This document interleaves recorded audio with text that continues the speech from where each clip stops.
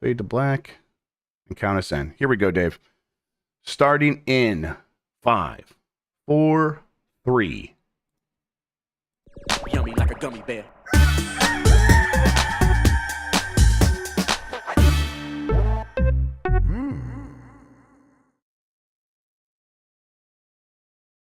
It's the internet. You're busy. Let's do this for October 16th, 2023 for the next hour or so.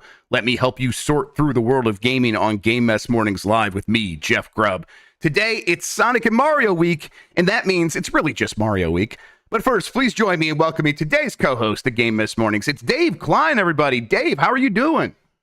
Great. I'm very excited. I'm a huge platformer fan, even Sonic. Even, honestly, Sonic Mania was good. I like Sonic Frontiers, so Sonic Superstars. I'm with you on both of those. To it. Sonic Mania and Sonic Frontiers are actually both good games. I enjoyed them quite a bit. I did play a little bit of Superstars over the weekend. We could talk about that here in a second. Okay, yeah, I'll be curious to hear your thoughts. You know what? It's okay. It's okay. I don't like it anywhere near as much as I like Sonic Mania. I think a big part of it, a lot of the music's not as good. Some of the music's okay. Some of the music's bad. That's a big thing for me. I think it controls pretty close to what Sonic Mania feels like. I think the camera's too zoomed in. It felt like the Game Boy Advance Sonic games where it's too zoomed in. I feel cramped, and then I start thinking about that too much, where it's like I'm running through these levels. I can't really see what's going to happen next. Yeah, things eventually come there. I'm like, okay, I can react to them. That's whatever. But these levels are designed in such a way that they reuse a lot of geometry, and not just not just the assets are the same. The layout is the same. So it's like you're making progress and you're bouncing. Like there's a level where you go right and then you need to loop back left as you're going up and then loop back right. And it's like in a lot of platformers, you'd be able to form a mental image of what that map looks like as you're going. Here, I'm like, I can't really do that because did I go in a circle? I can't tell. And so it's it's a little frustrating. It just feels a little bit, you know what? Here's what it feels like. This game's made by R Zest, which is Balan Wonderworld. I know this is not this is way better than Balan Wonderworld. It feels like the game made by the studio that made New Yoshi's Island. And that's who made this. R Zest is the development team responsible for that game. This feels like the new Yoshi's Island of Sonic games. And I don't think that's a completely terrible thing, but it's also not very great either. It's it's going to be okay. My kids are having a good time with it when we're playing multiplayer, even when I'm getting a little frustrated. I think a lot of Sonic fans though are going to be pretty happy with this. Yeah, I think to that point, it's something that I'm looking forward to playing with my wife, who's not the biggest gamer, but she does play some games. We've been playing Disney Illusion Island together forever because honestly, it's okay. Yes. It's not great, but it's good for someone who's not. It's a casual, okay time. I'm with you on that. Yes, I'll say that's very accurate. That's too bad about the music, and the zoomed in thing you're saying is interesting. It's almost like the Bubsy effect. You think by now, this far along, you'd think that for platform games, they know not to do that. But I'll be interested to see my own thoughts once I get my hands on it. But I'll go in with some tailored expectations, I suppose. I think that's probably tailored. Is that the right word? Tampered. Tampered, tailored, whatever. Yeah, tailored. You tuck it in and stuff like that. Tuck in your expectations, everybody. You tailored my expectations to a certain level. How about that? I think that's right. I think come in with the expectations set below Sonic Mania, and I think most people who are fans of Sonic are going to be just fine with this for the most part. It's a lot of the familiar bullshit. It was a little buggy. I had a part where I was playing as Sonic. I think my daughter was playing as Amy, and we got above water, and it was it has the same water thing where it's you need to get oxygen bubbles, and all the sound effects are exactly the same, and all that stuff is good. But we got above water, and then all of a sudden the timer started counting down like we were drowning below water. I'm like, wait, this is terrifying. Why are you doing this to me? And then we just fucking died because the game's you're still underwater, right? It's we're definitely not. There's oxygen. Please let us live. So a little bit of brokenness here and there, but overall the game's fine. Yeah, that's a weird bug. That's a pretty bad bug. It's a wild one. But whatever. I don't even know how you do that bug. For people who are watching, I've been working on making a game in my free time, and in my mind, I'm this is exactly how you do that, and this is exactly how you make it so that doesn't happen. So I don't even know how that bug would come up. They're just that creative there. It's over a wild and wacky one. Zest and Sonic team. You know what? Let's explain what we do here. Most weekdays, I, Jeff Grubb, will help piece your gaming life back together. That includes breaking news and maybe even some of our own original reporting. For all these topics, I'll get the input of a bona fide expert who will make me look smart. If you are watching live on Twitch, welcome. You can always listen to the show later on podcast feeds by searching for Game Mess Mornings or find the RSS on giantbomb.com. You can also catch the show later with chapters and timestamps on YouTube. Hello, YouTube. All right, we have a lot to get into, so let's start the morning mess with the Spider-Man 2 review roundup. The game has a 91 on Metacritic right now, coming out later this week on October 20th. A bunch of reviews just dropped, though. Everyone was playing this game. They were handing out a ton of codes. They seem pretty proud of it, and for good reason. That 91 on Metacritic, VGC gave it a 5 out of 5. Said Spider-Man is an incredibly confident sequel and one of 2023's best. It's incredibly fun to play, fast-paced, and full of heart. It takes the best of Spider-Man lore and the best of Insomniac's penchant for excellent gameplay sequences and combines them for arguably the best Marvel game ever. IGN gave it an 8, said Spider-Man is an incredibly confident... Oh, wait, no, I just repeated that same one there. And so I don't have what IGN said, although I think they said something along the lines of it comes up short in the open world, which I mostly disagree with. And I think that's where it's at its strongest. The open world stuff is... Listen, there's not so much variety, Dave, that's like, oh, going to overwhelm you with a ton of stuff to do in the open world. But I think it is focused in the right ways, and it plays to its strengths. And I think overall that leads to a pretty strong Spider-Man 2. Have you been playing this, or are you looking forward to it? Well, you said earlier that like you weren't even like really thinking about it, but after hearing like a 91 on Metacritic, does that pique your interest a little bit more? Yeah, it's funny. So like we were talking about this right before the show started. It's like I love every Spider-Man game I've played. And this goes all the way back to the Super Nintendo. Even like Spider-Man Arcade, what was that one with like Versus Arcade where Gambit and the X-Men are in it, which was not that good of a game. Yes. I still kind of have a weird place for it in my heart. I know what you mean. Ever since the 3D Sonic games, they've all been, I mean Sonic, I'm still that in my brain. Ever since the 3D Spider-Man games, they've all been good. And I played the recent Spider-Man. I haven't played Miles Morales, but I loved it. I loved my time with it. And weirdly, I just haven't thought about this at all because there's just so much coming out. Like, I mean, Super Mario Wonders this week as well, which for me is huge. Yeah, I'm a big Mario guy. Same. Next week is Alan Wake 2, which I'm very excited about. I've been playing Sea of Stars, which I'm still in the middle of. And so are you going to have time for a Spider-Man 2? I think it's just a time thing. I'm like, maybe at the end of the year, I'll come back and say like, I'm sure it's great. And you were telling me that you love it. And so, yeah, I want to hear your thoughts. And also, I know you guys just did a Bombcast about it. So give me your 1 minute rundown or 2 minute rundown of the Bombcast highlights from what you guys talked about. I really like it. I think it's obviously a really well made game. Like obviously, and like once you start playing it, all the stuff shows up on the screen, all the effort that they put in there. I think it is at its best when you get out of the story sequences. When you actually are swinging around the open world and going down these side quests that are more designed and have their own stories and have their own so like they ramp up and have these great conclusions and you have cool characters and they have something to say. All that stuff really works. I think you can get a little bit overwhelmed by how frequently the main campaign story does a forced walk and talk sequence. Or walk and crawl sequence. Sometimes it's like, hey, we're going to crawl through the thing and we're going to overhear something. But there's a lot of that stuff where it's like, hey, we're going to slow the game down. You're still going to have control, but mostly it is you hold forward to press a play button while story happens. And that is, it's effective in that they are delivering pretty good story, pretty good exposition through that stuff. I don't like the story as much as the original Spider-Man game in 2018. But it's still a good story and the characters are pretty good. So like that kind of like, brings it down a little bit where I'm noticing that I'm being stuck in these story sequences a little bit more frequently. The problem is they just do it so much. It's like if you're in the main campaign, you are usually you're doing one of three things. You're in one of these forced walk and talk segments that is delivering exposition, or you are in standard combat. And there's a lot of that too. It's a ton of that. And that's, the combat's pretty good. You get in a good flow state, but there's so much of it. Or you're in a boss fight and the boss fights are all pretty samey.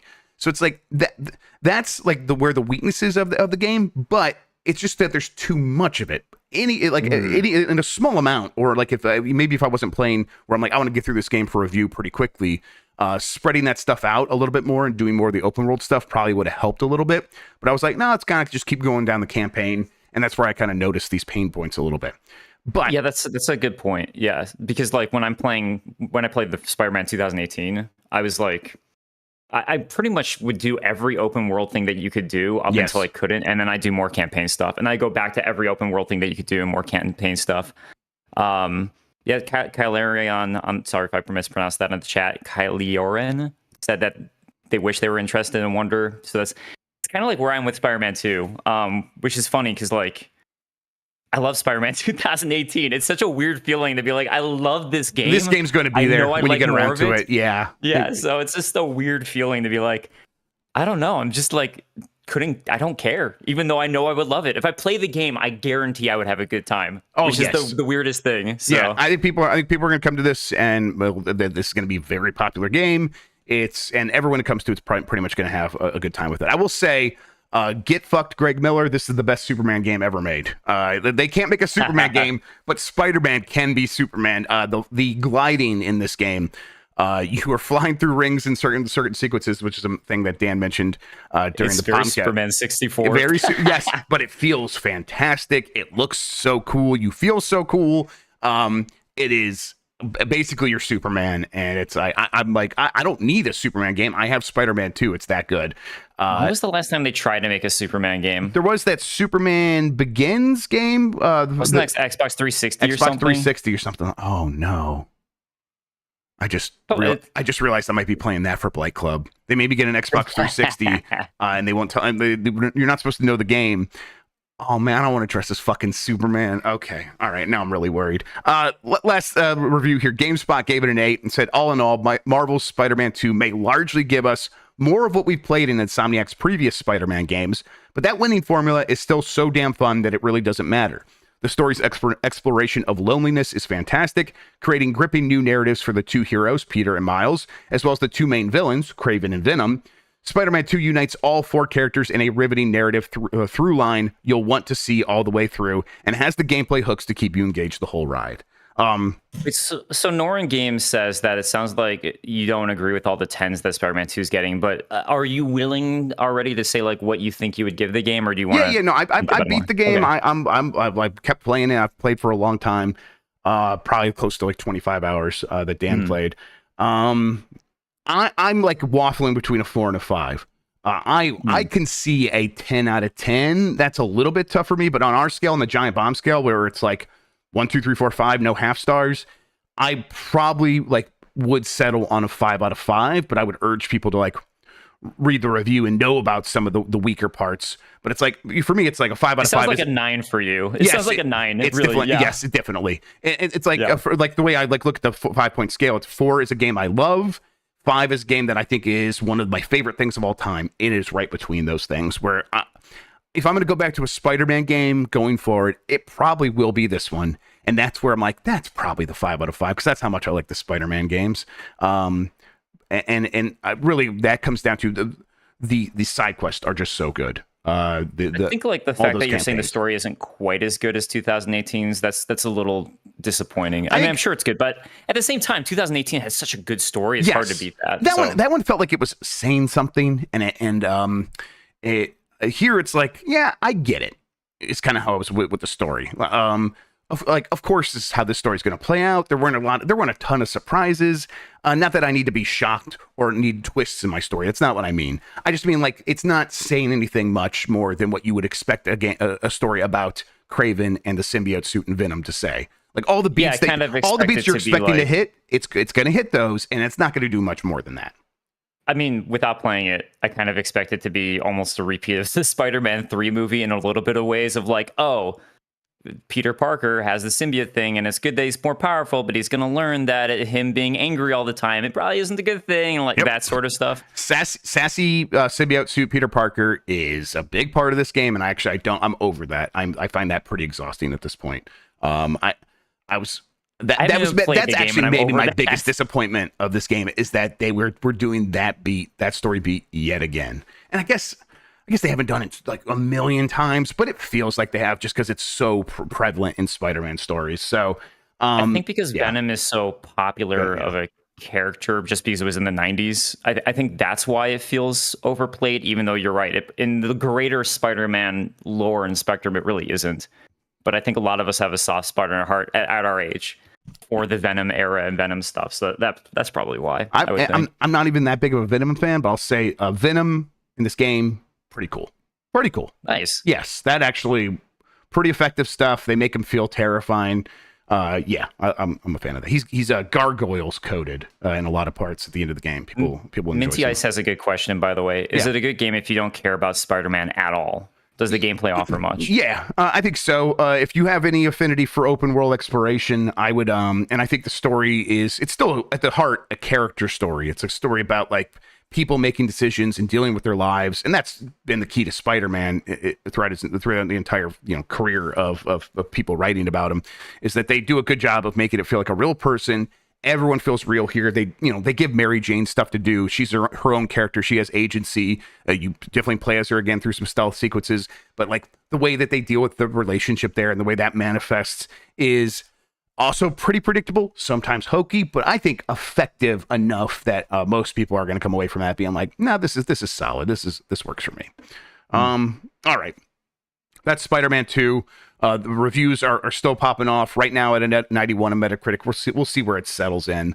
But let's continue with the show with both Super Mario Wonder and Sonic Superstars have leaked online.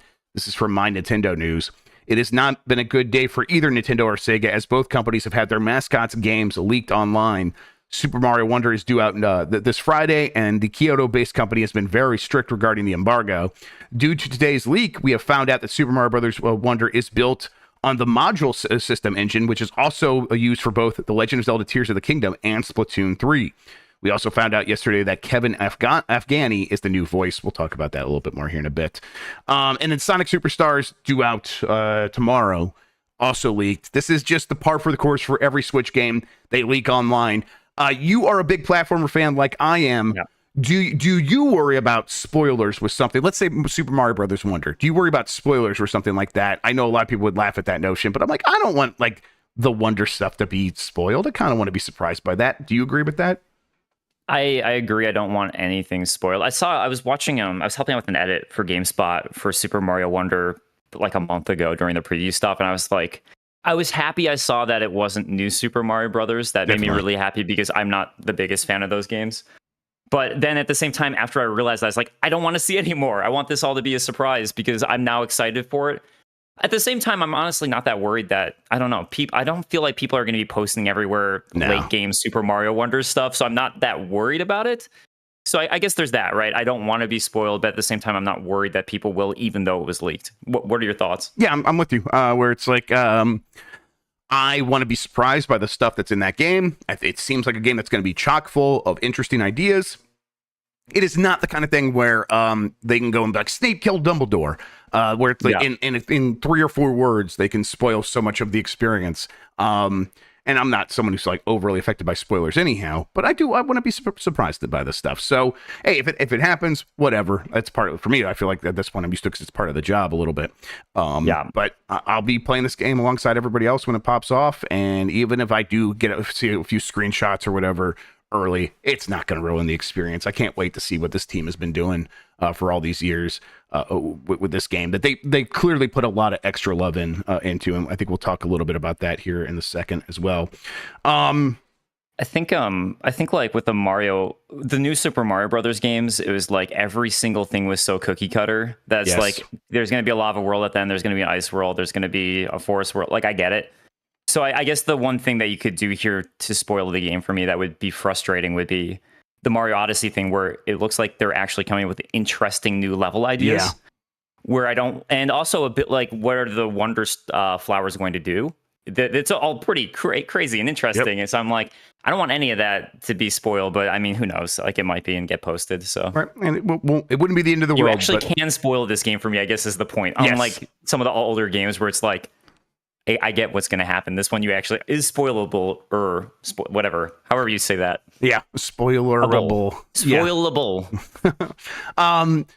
For Nintendo, this piracy story is just the way it's been for the last couple of years now. The Switch got hacked open a while ago. Emulators have been out there for a while, and every big game pretty much. I mean, Tears of the Kingdom leaked early. If Nintendo couldn't stop that, they aren't going to be able to stop anything else from leaking. So this is also part of why like they're like happy to move on to a new system here next year, where they can reset the clock on what's happening with piracy, and they can put in some anti-piracy stuff into their system, and hopefully, from their perspective, prevent these things from happening for at least a couple more years. That said, Super Mario Brothers Wonder is going to sell a fuck ton of copies, regardless of whoever pirates the game. It's going to be a massive, massive seller. Obviously, coming on the heels of the movie, which was a huge hit. But 2D Mario games do well. This is the first new 2D Mario game in a very long time, and it's on the Switch, which gives a boost to everything. Like this is, hey, it sucks for you if your stuff gets leaked early, Nintendo. I get it. You're going to be just fine. Your bank account ain't going to hurt at all, right? I asked my 5-year-old nephew who his favorite Disney princess was, and he said Princess Peach, and I was so proud, even though I know it's not a Disney character. No, I'm proud too. You're absolutely right. That's beautiful. I love that. Yeah, they're gonna do fine. So it's great. I'm stoked. It looks like a great new Mario game. Yep, I cannot wait. I got the confirmation that my pre-order from when I used the voucher system thing. I'm like, I'll just get Super Mario Brothers Wonder right now. And I forgot about that, so I got the email being like, hey, that went through, and your pre-order's set. I'm like, oh, sweet. I don't have to do anything. I'm just going to have it. So looking forward to that.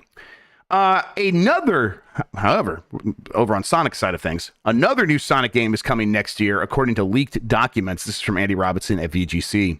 Sega is planning to release a new Sonic game next year, in addition to DLC for the upcoming Superstars. That's according to an alleged planning document originally shared on Reddit, but since removed, which features a supposed timeline for Sega's upcoming Sonic products.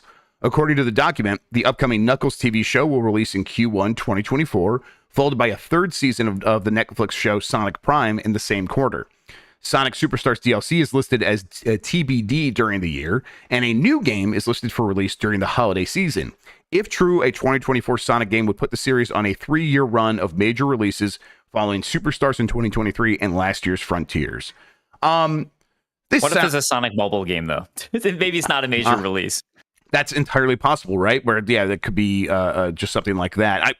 The way that Andy's phrasing it here makes it sound like it might be. He says major. I don't know what leads him to that to believing that, but let's say it is.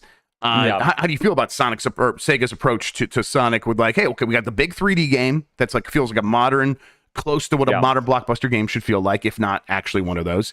Then we have the throwback 2D Sonic that is going to have like a new visual take, but it's still going to look and feel a lot like the Sega game, which I've been playing that game. The presentation is 1,000,000% a Sega Genesis game. And then what can they do? Like, what would be the supplemental thing, a third tier of Sonic games that they could release next year? What do you think, as the fan? A return to the really bad ones that were releasing for a while. Let's fucking go. That's like, let's like bring back what was the one that released Sonic game you mean? Frontiers? Yeah. They're like, I mean, there have been so many bad ones, but there was one that released before Frontiers. I'm trying to remember the name of it. That was a 3D one that my friend and I bought kind of as a joke to play, and it was just like, it was beyond terrible. But I don't know. Like, it's like the two games where you have your 3D one and you have your 2D one. So they just did that. I don't know what they're gonna do. It'd be interesting to see a totally new, fresh idea. Yeah, which Frontiers almost would. But otherwise, like, I guess I don't know. What do you think? I mean, I hope it's Sonic Mania 2. That would be ideal. DM or MCDM said Sonic Forces, and that's the one I was thinking of. Thank you. Sonic Forces. But sorry, go on, Grubb. Yeah, Sonic Mania 2. So if you have the new 2D game, which has the 3D visuals, which are okay in the game. I don't think they're great, but they're not like as boring as New Super Mario Brothers was. So that's like like a step up from that for sure.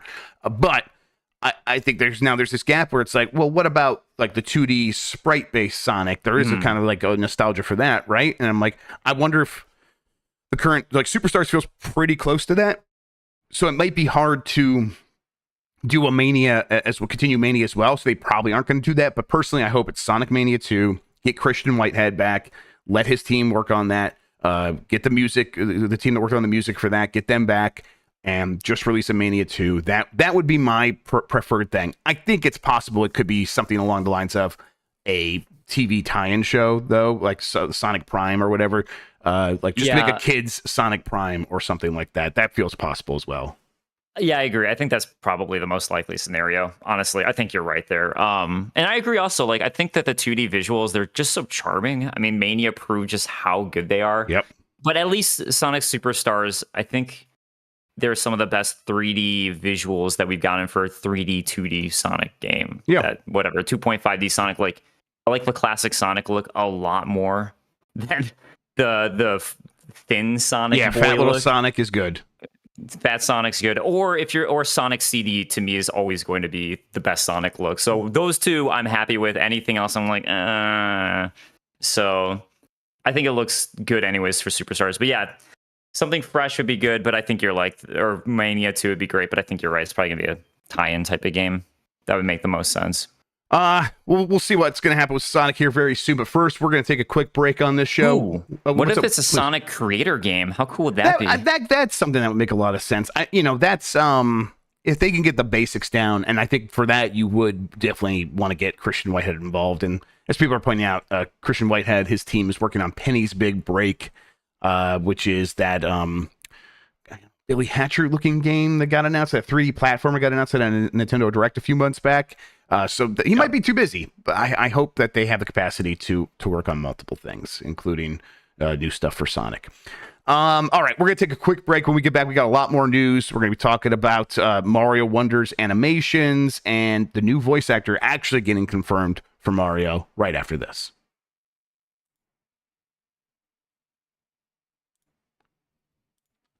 We're back. We are back, and it is time to talk about more Mario news. Nintendo spent more dev costs on Super Mario Bros. Wonder animations than it has on previous Mario games. This is from Nintendo Everything. There's a lot to like about Super Mario Bros. Wonder, including the game's visuals and animations. It sounds like this has been a particular area of focus for the development team. In an interview with NPR, producer Takashi Tezuka said Nintendo poured more of the development cost into the game's animations. Funds for the company's titles are typically focused on actual gameplay. Also mentioned is how the team wanted players to experience something similar to what fans saw in the Super Mario Bros. Movie. Tezuka's full words are as follows.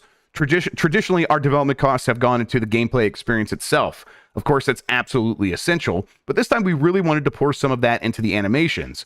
People who are coming from the Mario movie are going to see that and think, this is what Mario does, this is how Mario moves, and we wanted them to experience something similar to that. I think that it makes a lot of sense. Nintendo should be, at this point, should know animations are a big part of gameplay and how much they can affect things. I'll always go back to Dragon Boy. I can't remember which one of those it was, but it was a remake of an old Master System or Genesis game, the Dragon Boy games. And you could flip between the two versions, the classic version, the 8-bit version, and the modern upgraded. I think you're thinking of Wonder Boy. Wonder Boy, thank you, right? Wonder Boy. Yeah. That's right, Wonder Boy, and it's Dragon's in the title somewhere. Yeah, the Dragon's Trap. That's it. And you could flip between both of them instantly. And the old game felt worse, even though they play exactly the same, because you could flip between the two things eventually. They weren't changing the physics. But the new game added extra animations on top of it to sort of interpolate how the character would move. And then that filled in some of the gaps for your brain. And be like, now the way the character moves makes a lot more sense to me. And it's like, so animation can 100% be gameplay. And I think that's one of the things that Nintendo lost with New Super Mario Brothers over the time, where it was so sterile feeling that even though the gameplay was great. I really like the way that those games feel, especially the Wii and the Wii U games, especially the Wii one for me. But it is overdue that they apply a little love to animations for a 2D Mario game. And boy, it feels like they knocked it out of the park with the way Wonder looks. How do you feel about it? Yeah, I mean, it's immediately obvious just looking at the trailer how much love they put into it. I think Wario Land Shake It was probably the last time they put this much care into animation. Yeah. But to what you were saying, with the game I've been working on, it's also a 2D platform game, and it's interesting working and building on a game. You really get to see things before the animations are put in. Yeah. And then my animator, I'm the programmer / game designer, and my buddy's the artist / game designer. It's interesting how much better it feels when the animations are fixed or put in. Like, we had a walk cycle or run cycle that was okay, and then you fixed it, and all of a sudden I was like, oh my god, it feels that much better. It really does add to game feel so much, having a good animation. It makes things feel more snappy when you want them to feel more snappy. And yeah, Mario Wonder, It looks beautiful. All the like the extra little bits they're putting, like when you hit somebody, a little bubble pops up with like an exclamation comic book style thing. Probably is going to add a lot to when you hit enemies to make it feel more responsive in a way, right? So it's cool to see them finally doing that. I can understand why they weren't before. It takes so much more time to put that much more animation into things, but it really looks like it's paying off. So I'm super excited about that. How do you feel about this notion that they felt prompted or felt compelled because of the movie to do extra work? Do you think that really pushed them? I wonder how true that is. I know they said that, but it's like they had to have started development before the movie came out, right? Yeah, I was thinking that too. I suppose, they would have known what was going on with the movie as well, though. I mean, obviously, the movie just came out this year. So it's like the idea that it was going to be so successful. Right. The idea that the response is based on people are seeing this and this is the notion in their head that this was going to be like. But I think maybe as artists, like seeing like early dailies from the animation, be like, wow, that's really expressive. Mario can do this, I suppose. And now I'm like, maybe I want to bring that back to my game without even thinking about how people are going to respond to it. But just seeing it being like this, I feel challenged because I want to show that games can be just as expressive. I could see that happening, and I do believe that was probably part of it a little bit. That said, I hope that they would have just came to this decision without the movie, because it is overdue. Like I said, I really am glad that this is the way this game looks. I mean, they definitely, I'm sure, took a step away from the new Super Mario Brothers branding before, and they had to think of a way, how do we separate ourselves from new Super Mario Brothers? And that was probably part of the decision process, was an animation and the feel and look of the game, I'd imagine. But I mean, I agree with you that I'm sure they saw aspects from the movie and they're like, we have to, we want to show that we have great animations as well. You're not just going to get that in a film. Because the film was, animated fantastic. So but yeah, I do wonder if it's just them kind of building off of the hype in a way. Part of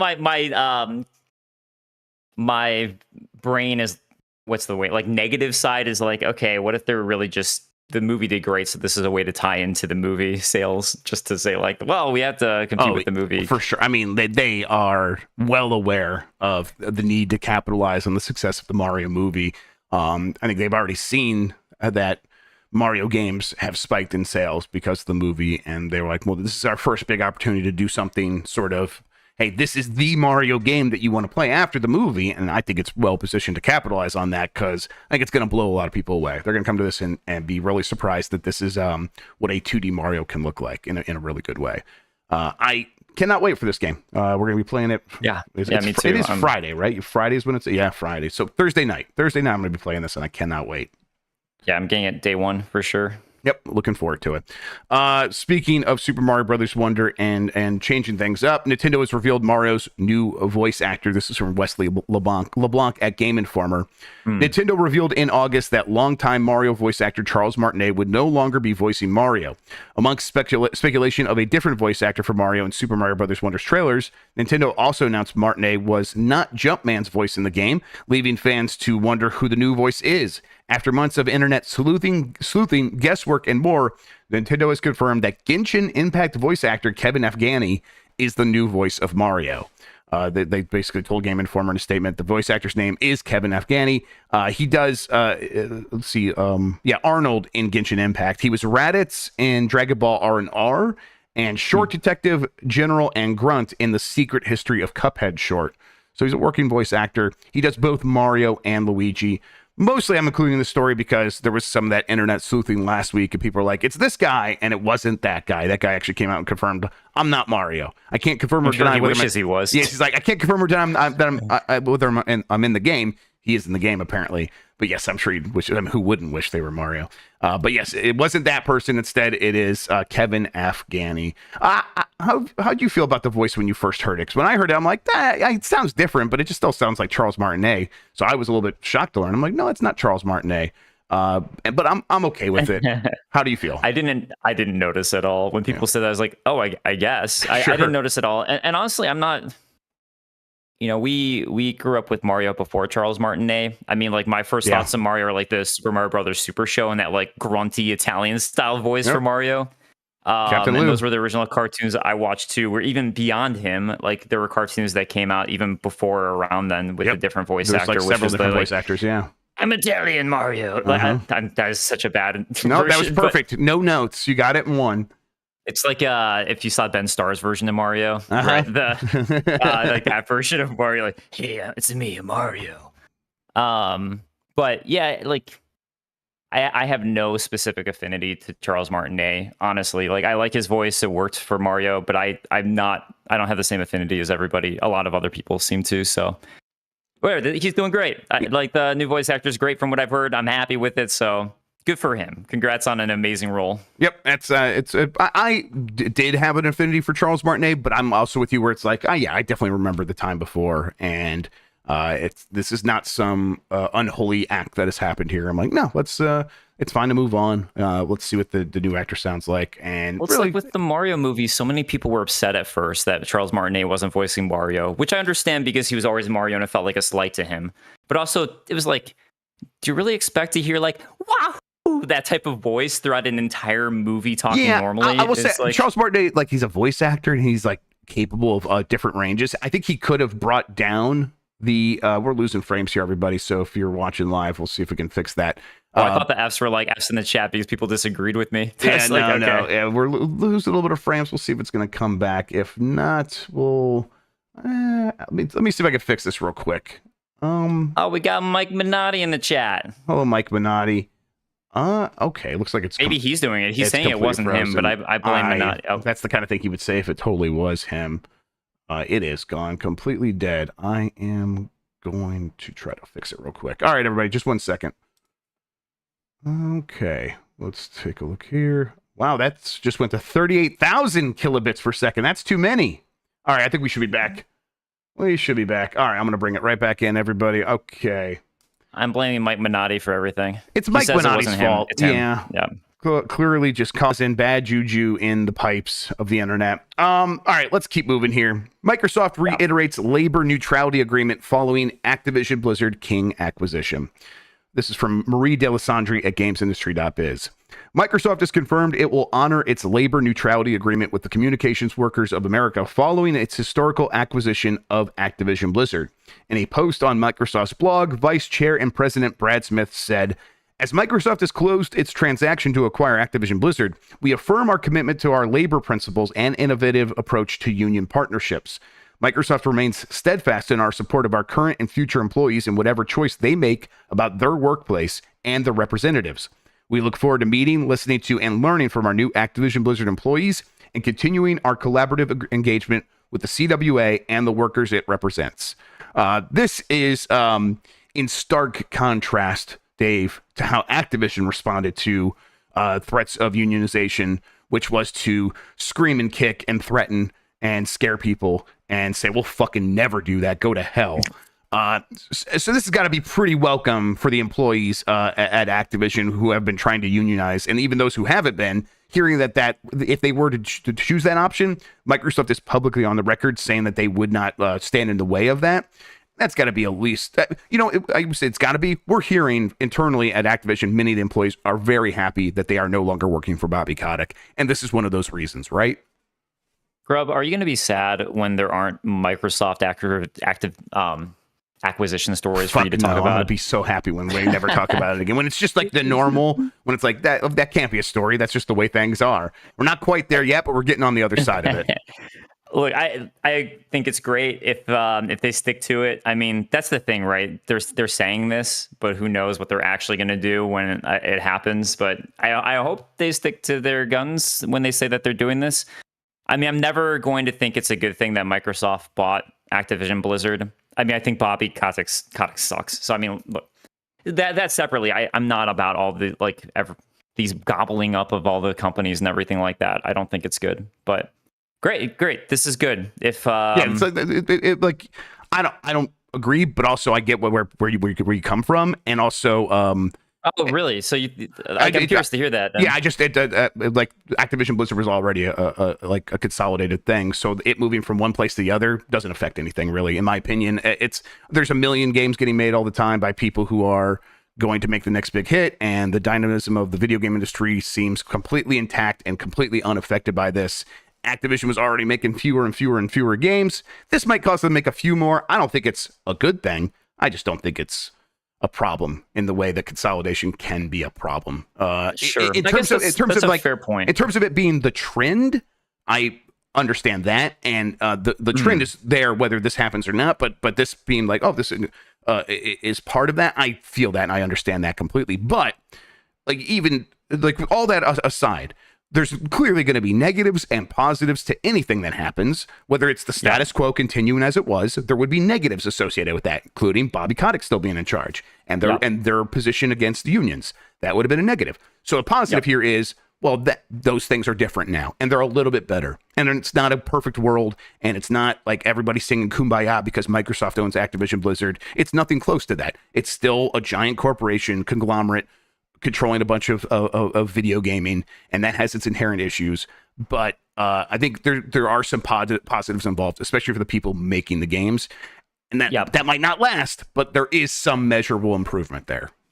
You know, I think that's a fair point. I mean, also to what you said, I mean, Microsoft hopefully does have the budget in a sense to help. I mean, you think Activision Blizzard did too, but they were just greedy. So I mean, like, hopefully that means like with behind Microsoft, they'll have like a chance to do something else, something different, or more games in general. I think just in general, I think like it's not great that like all these companies have been gobbled up. So that's where that comes from. But you're right. At the same time, it's like a million games have been coming out. I haven't been too affected. I haven't played Call of Duty really since Modern Warfare 2 anyways. So I mean, it's not like I'm like, oh my God, I'm not going to get to play Call of Duty. Oh yeah, that modern. Yes, that's the one I'm talking about. That's definitely the Modern Warfare 2 I was talking about. I mean, I play like every so often, like a Black Ops or something. But anyways, point is like I'm not even a Blizzard guy, honestly. So I think it's just in principle. I'm like, oh man, like that another I completely company. understand. Yeah, I mean, I think people are just like, this feels bad, and if that, I agree, it feels bad. Yeah, but back to the labor thing, I think that's great. So I think like if they stick to it, that's positives. Great. Yes, exactly. There's positives clearly, and I think Microsoft coming out and reiterating it immediately is 100% part of a charm offensive. Like we can see through that. We know what they're doing here, but that doesn't mean that they're not going to be held to it. If they don't stick to that, they are going to get in some hot water, not just with like their employees, but with regulators, because they said this as part of an effort to convince regulators. And if they were to go back on that, they would be exposing themselves to punishment. And Microsoft it's not just like they don't want to pay a fine. Like Microsoft will pay a fine. It is very important to the people who run Microsoft to stay in mostly the good graces of regulators, because up until this Activision merger, they've not been included in the Facebook, TikToks, Twitter, all these other things that have been like, oh, this is a real problem that controls too much of our life. Microsoft's always been on the side and been able to avoid that, and they want to stay in that position. And so I think the pressures that they're putting on themselves here to stick to what they're saying is mostly going to mean that people who want to start a union probably are going to have a much better experience under Microsoft leadership than they would have had under Activision leadership. Yeah. So Kyle Leorin, can't say this name. Kyle Leorin. I'm so sorry, dude. Say maybe Blizzard can stop fucking up their games now, and also not a Blizzard guy, lucky man. I want to talk about both those things. For the not a Blizzard guy, I was big into Blizzard before World of Warcraft. I'm just not an MMO person. And then ever since then, they kind of just went straight, like all out MMO. And then it's been like Overwatch, which is fine. And it just wasn't my thing. And then I feel like, I don't know, it's just been a different era of Blizzard. I liked Blizzard before World of Warcraft. I was super into them before that. And it's fine if you love the new Blizzard stuff. It's just hasn't been my personal jam. But the fucking up their games now thing, here's the thing. And I don't think much is necessarily going to change, because it's not like the creative directors are going to be out. It's not like it's like a new leadership in general who are going to want to see results, but I don't think it's going to internally change that much unless I'm wrong. I think it's not going to change drastically. Definitely not. Right. But I think there's chance, like a small chance, that things get a little bit better here and there. And because the incentives have changed a little bit. So previously it was like, you need to make a game that is going to sell 10 million copies and at $70. So you got to justify all of that. and it's got to be big, and that means only a certain kind of project is going to get approved, and it's going to have a certain. And chances are, even still, probably going to have some games of service stuff attached to it, all these other things. Now with Game Pass, they can go a little bit of the direction of like something like Obsidian or Tango Gameworks, where Obsidian's like, we're going to make a Grounded. We're going to make some early access weird little thing off to the side. And Tango Gameworks is like, we're going to try Hi-Fi Rush, all these other things. And again, Hi-Fi Rush started before Microsoft acquired them, but it definitely empowered that studio to keep going in that direction. So the hope would be like, hey, there is a Toys for Bob that is working on fucking Call of Duty. What are we doing? Can we like maybe get that team back out? No, probably. That was so weird. It's probably that was so weird when that happened. They're probably still going to work on Call of Duty. Let's be clear. They probably are going to keep working on Call of Duty. But there's a better chance. It's a small chance, but a better chance under Microsoft that they do go make a new Spyro or a new Crash instead. I'm hopeful. Hey, you made Crash Bandicoot viable again, so let's throw you on Call of Duty. It's like, what are you doing? Yep. I mean, I hope that this acquisition ends up being a good thing, creatively speaking. I really hope that. Yeah. Like, no way of knowing, and there's a chance that none of this works out. But it's definitely, I think it's better than the status quo of what we had before. Of we need to make more Call of Duty, and that means everyone is now Call of Duty. And I do not think that was a good thing for the industry. I think that was an overall pretty bad place for us to be with a major publisher that their thought was, hey, Crash 4 was a really well-received game, and people liked it, and it did okay. Are we going to make more? No, fuck, go make Call of Duty. Hey, Tony Hawk's Pro Skater 1+2 is the best-selling Tony Hawk game ever. Should we make more Tony Hawk? No, fuck you, get on Call of Duty. If that's where we were at, and and so for me, the fact that we are no longer there is a net positive. Not like some, again, we're not in Kumbaya, but net positive. I think those are some great points, by the way, for the buyout. So yeah, I'm hopeful. Maybe it's a glass half full situation. We'll see. All right, Battlefield 2042 almost set a new Steam record for concurrent players this weekend for itself, not for all games, but Battlefield 2042 is having a resurgence. This is from Jonas Maki at Game Reactor. Battlefield 5 was from 2018 was ultimately a commercial failure for EA, and the expectations on the sequel, Battlefield 2042, were high when it was released almost 2 years ago. But unfortunately, things managed to get even worse, and about 2 months after the release, 90% of the players had moved on to other things. Since then, the concurrent player count has remained at a very low place on Steam, and occasionally even been beaten by older titles in the series like Battlefield 1 from 2016. But as we've seen many times before, hard work often pays off in the end when developers deliver on what they promised. And during the weekend, it has been a free-to-play weekend, apparently, for Battlefield 2042. And this was something when a lot of gamers wanted to check in, and that led to a peak concurrent player count of 102,009. So 102,009 players during the last 24 hours. Free weekends on Steam are surprisingly effective. People do go back and check on these things. But I thought I would have assumed Battlefield 2042 would have been one that's like, no, I know what that is. I'm not that interested. The fact that game can get back above 100,000 players, I think is pretty impressive. Do you think this is something that EA can build on with this game, or do you think like, oh, that's good, but really it's going to be about the next Battlefield game and giving that another chance to succeed? What do you think? I have a couple thoughts. There's actually some interesting stuff in chat though. Like Chamoy saying, I tried Battlefield this weekend for an hour. I'll pass. Yep. Add More Coffee said they did a lot of work to fix 2042. It's in a great state now. Not as good as the classics, but still good. So I think like with both of those points, I think that it's one of those things where when they do a free weekend, at least it gets more people back in. So there probably will be a little boost to the player base. But at the same time, I remember when Titanfall 2 a few years ago did a free weekend, and all of a sudden the numbers just spiked for Titanfall 2. Yeah. And I was like, oh my God, like people are playing Titanfall 2 again, which Titanfall 2 is awesome, by the way. 2 is perfect. Yes. Perfect. Yeah, it's such a good game. But as soon as the free week was over, it kind of dipped again and went pretty much straight back down to what it was before.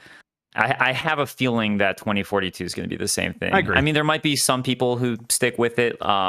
Like maybe if Add More Coffee was one of those people who had stopped and then tried it again. It's like, oh, this is actually good. But I'm pretty skeptical just given past things when this happens on Steam. It seems like there's a spike and then goes right back to where it was. Yeah, I think that this is a good sign. It's a sign of life. It's something they can build on. But I do think that they probably build on this in the next game. I think getting 2042 into a good place is something they had to do for the franchise's reputation. Something that these developers have often acknowledged. Something that's happening with like Redfall over whatever the hell it's called over at Microsoft. But 2042 being like the game they needed it to be in terms of generating revenue. I think that ship has actually passed, even though we've seen these resurrections before. But I think what this is really a sign of is, hey, Battlefield would probably do pretty good if the next game was a big, real Battlefield, but was actually free to play. The world has changed from when Battlefield 1 and Battlefield 5, even 5 came out.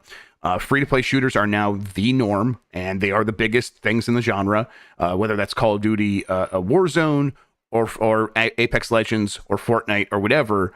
Those are what you're competing with, and trying to get a bunch of people to get their friends to buy a game for $60 or $70, even if, or I guess you maybe get it as part of Game Pass a little bit sometimes, but even that, like, I don't know, if they probably were to make the next Battlefield free-to-play, I think it would have a much better chance of attracting an audience long-term over time. Obviously they'd have to get things in a much better place from the out of the gate than they did with Battlefield 2042, but they seem to be learning lessons, and maybe if they can apply that to the next game, that'll help. But this is a good thing. I hope they're learning lessons from it. Yeah. Yep. All right, let's move on to Mortal Kombat 1's first DLC fighter. Omni-Man got a trailer. This is from Michael McWhorter at Polygon. Mortal Kombat 1's first post-launch character, Omni-Man from Robert Kirkman's Invincible, arrives this November. I figured I'd just play a quick clip of it for people watching the video. But I think this looks pretty good. I'm actually a pretty big Invincible fan. I like that comic series a whole hell of a lot. It's a very well done. I always describe it. It actually is like if Superman was in Mortal Kombat, is what the thing feels like. The story feels like. The show is very good and very popular on Amazon Prime Video. And Omni-Man's one of my favorite characters, even though he's kind of a shithead, at least in the early parts. So I'm excited about this. I also am just a huge J.K. Simmons fan as well. He's from Detroit. Detroit what? So I always love seeing him and stuff. And so having him do Omni-Man's voice in this game, pretty exciting. And I think they did a good job of capturing what he's like, at least in the animated show, and a bit of what he's like in the comics. Are you a Mortal Kombat guy, Invincible guy? Any of this moving you at all? So I haven't played Mortal Kombat in a pretty long time, but I really do like Mortal Kombat. So I wouldn't say this is moving me. I'd say I'm equally as interested in playing Mortal Kombat 1 as I was before, which is pretty interested, but I'm busy with other games. That's it hasn't moved the needle in that sense, but also I think like sometimes the cameo fighter thing's a little disappointed to me. Disappointing where like there'll be a character that I'm like, oh yeah, they're adding this character, then it's a cameo fighter. So I like the cameo system. I like that they did that, but I think I was like, I definitely felt the same way as you. And then as I was kind of playing it a little bit and I'm like, this works. And this opens up the possibility for more characters to kind of show up, even if they aren't fully playable. Yeah. So I'm mostly on board with it, but I know what you mean.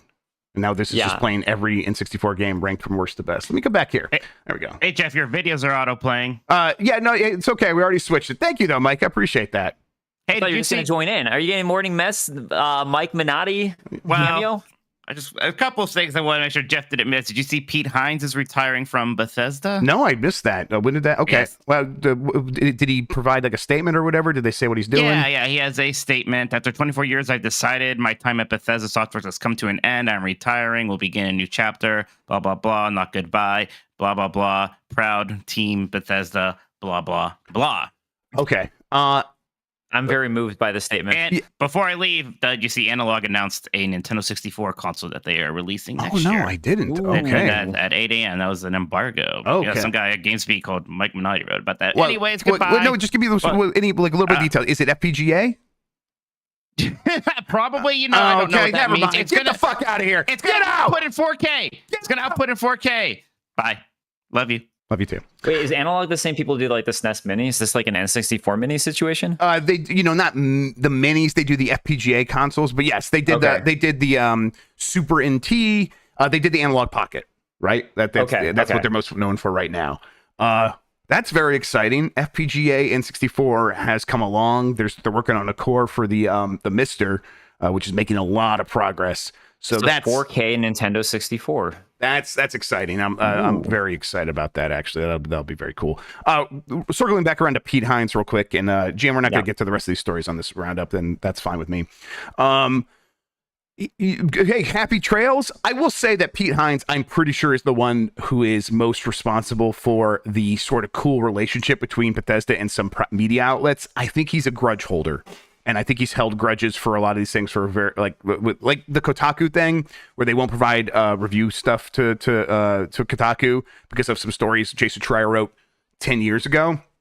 I think it comes down to Pete being like, nope, I got burned once by you. I'm not going to work with you. And I think it's hopefully they can move on to a new era beyond that, because Kotaku was just doing their job. And then they got punished by Pete Hines for it, and I hope that's that era of stuff is over. I hope, but we'll see. Either way, Pete Hines, good dude.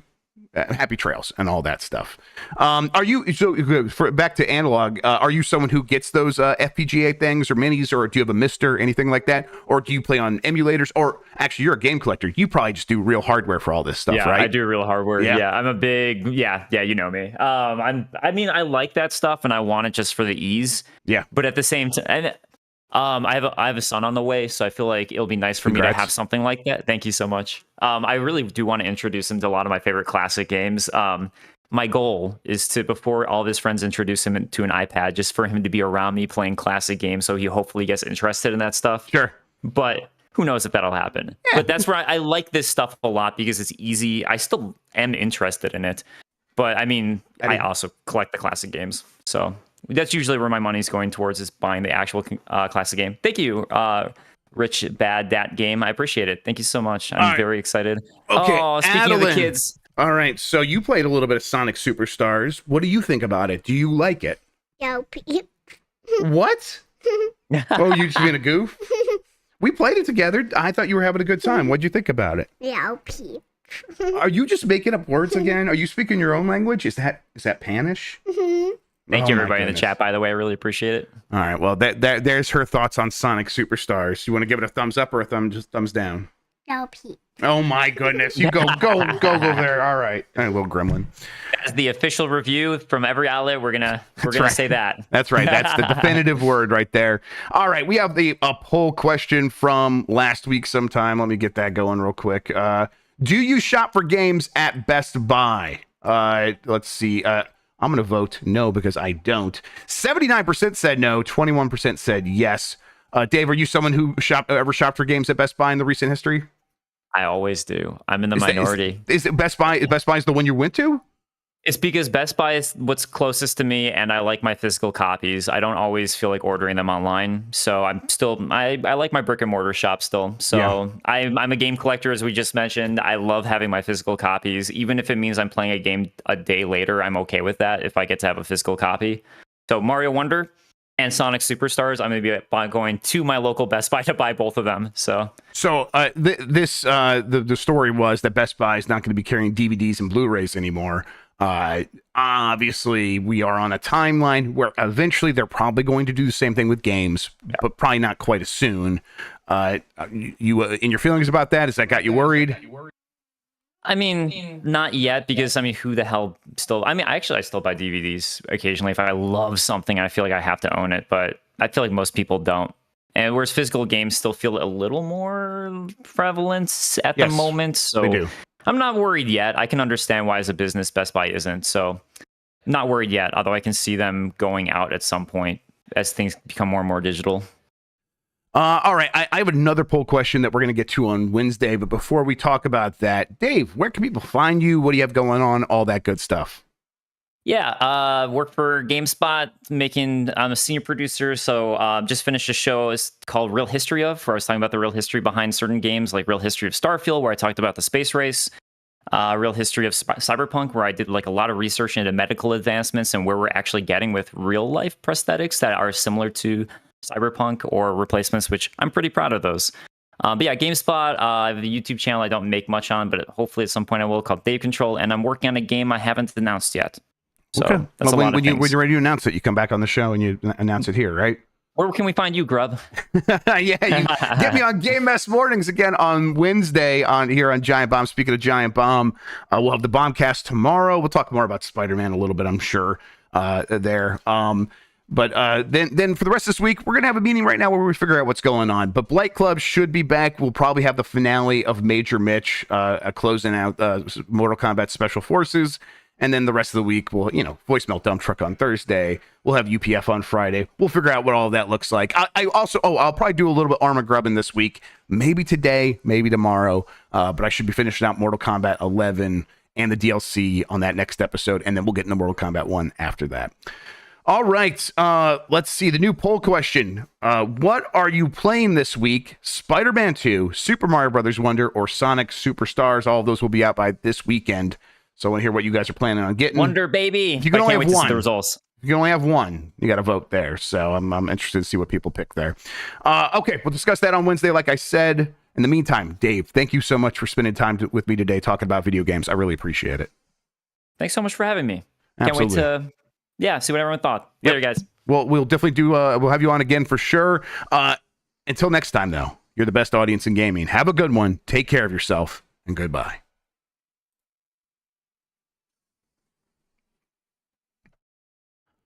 All right, we did it. Mics are still hot. We are. Thanks again for having me. Yeah, absolutely, man. That was great. Yeah. That was fantastic. That worked out really well. And thanks for what you. I realized as we were halfway through that Spider-Man 2 thing, I'm like, I told Dave to come in this room.